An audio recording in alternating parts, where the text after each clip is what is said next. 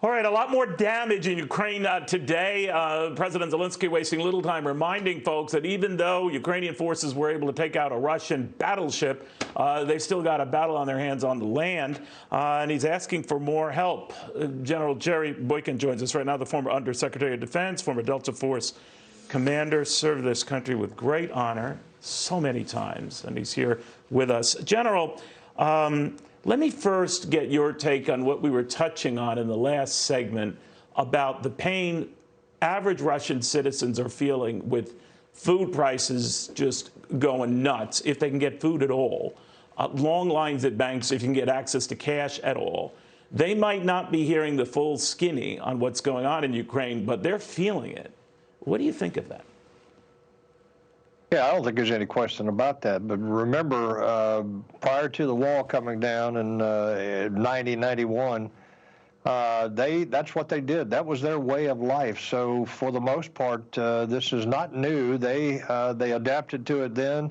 They will adapt to it now. But there is no question that it's taking a toll on the average Russian there, and obviously, in time, it's going to be a devastating toll. In the meantime, General, you probably heard what General Jack Keane was saying. He has pretty high-up sources who've been telling him we are pushing on President Zelensky to make a deal or work on an agreement with the Russians. On the surface, you know, that's something that President Zelensky has been pursuing anyway. He says that the Russians haven't always honored it. He wants direct talks with Putin, et cetera. But some are troubled by that we might be telling him to cut and run when he's running in favor here, when the momentum is actually moving to his side. What do you make of all this? Yes, the wind is in his sails right now. If you want to know about trading land for peace, just look at Israel. How has that worked out for Israel? It hasn't. And all they've gotten was more rockets and missiles and more terrorism when they've tried to trade land for peace. I hope that our administration, I hope that America is not trying to get him to trade land for peace or get him to surrender. He is on the winning side right now. This could go on for a long time.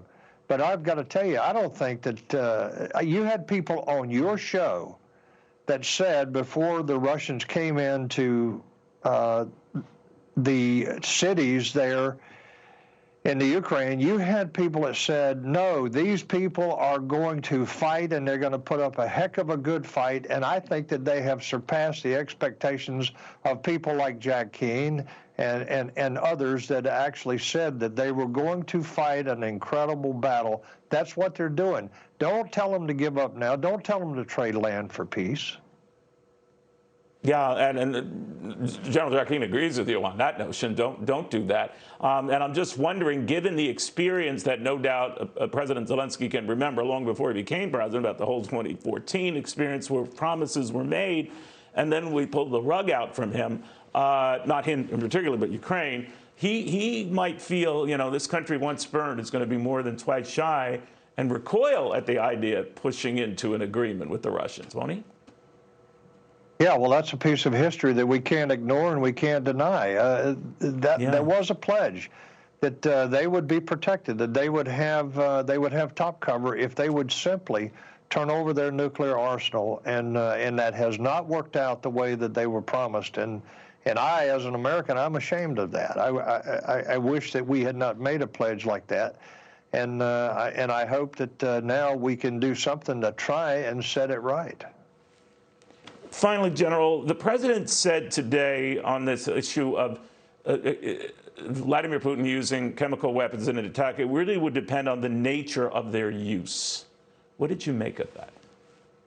Yeah, look, I can't explain. I think sometimes he says things that are just esoteric, and he knows what he's saying, but it didn't come out that way. But I would say this. I listened to Ambassador Taylor before I came on here, and I think he's brilliant, and I agree with him on almost everything. But there's one thing that we don't agree on, and that is proportionality.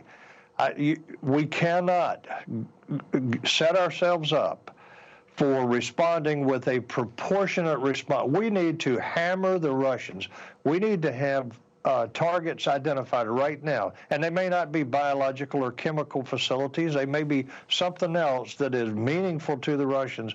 We need to have that set of targets, and then we add to that based on what happens. I think what the president was saying was, if one of these chemical or biological agents drifts across the borders into one of the NATO nations, that could trigger an Article 5 response. You didn't take away from it what some might have, that if it was limited use of chemical weapons and had limited spread in the country, that it wouldn't be as big a deal to us? I mean, isn't the use of chemical weapons, no matter how severe the fallout, that used to be called a red line?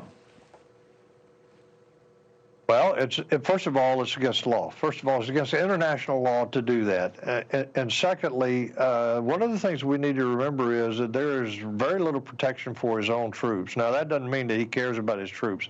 In fact, he doesn't. Just look at how they're being treated right now and the problems they have. But I do think that if it goes across the border, or if they use it at all, it doesn't matter. We've got to respond. If they have any kind of chemical or biological attack, it doesn't matter if it goes across the border. We have to respond. And I don't want to sound like a hawk and a warmonger, but we have to take this seriously, because we are seeing the stage being set for what the president is talking about as a new world order. NATO is unified. Now is the time. If NATO has ever had a moment that it needs to be involved, it is right now in what we see going on. General, thank you very much, General Jerry Boykin, on these fast-moving developments here. Hey, Sean Hannity here. Hey, click here to subscribe to Fox News YouTube page and catch our hottest interviews and most compelling analysis. You will not get it anywhere else.